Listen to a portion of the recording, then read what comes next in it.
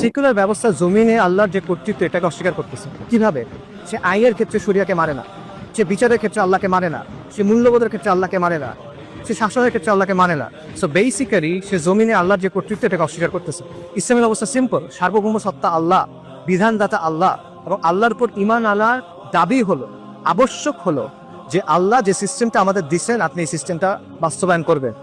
এটা আল্লাহ অপশনাল করেন নাই, এটা আল্লাহ আপনার খেয়াল খুশির উপর ছেড়ে দেন নাই, এটা আল্লাহ ভোটের জন্য ছেড়ে দেন নাই, এটা আবশ্যকতা, এটা ইমানের দাবি। আল্লাহ সুবহানাহু ওয়া তাআলা তার হুকুমের সাথে তার ইবাদতের প্রশ্নকে যুক্ত করছেন, একসাথে দুটাকে বলছেন, ইনিল হুকমু ইল্লা লিল্লাহ, আমার আল্লাহ তা'বুদু ইল্লা ইয়্যা। আল্লাহ বলছেন হুকুম আল্লাহ, তারপর আল্লাহ কি বলতেছেন? আল্লাহ নির্দেশ দিচ্ছে তোমরা আল্লাহ ছাড়া অন্য কারো ইবাদত করবা। হুকুমের পরে এই কথা আল্লাহ বলতেছে। আল্লাহ সুবহানাহু ওয়া তাআলা প্রশ্ন করতেছেন, আফা হুকমুল জাহিলিয়াতি ইয়াবগুন ওয়া মান আহসানু মিনাল্লাহি হুকমান লিকাওমিন ইউকিনুন। আল্লাহ প্রশ্ন করছেন তারা কি জাহেলিয়াতের হুকুম কামনা করে?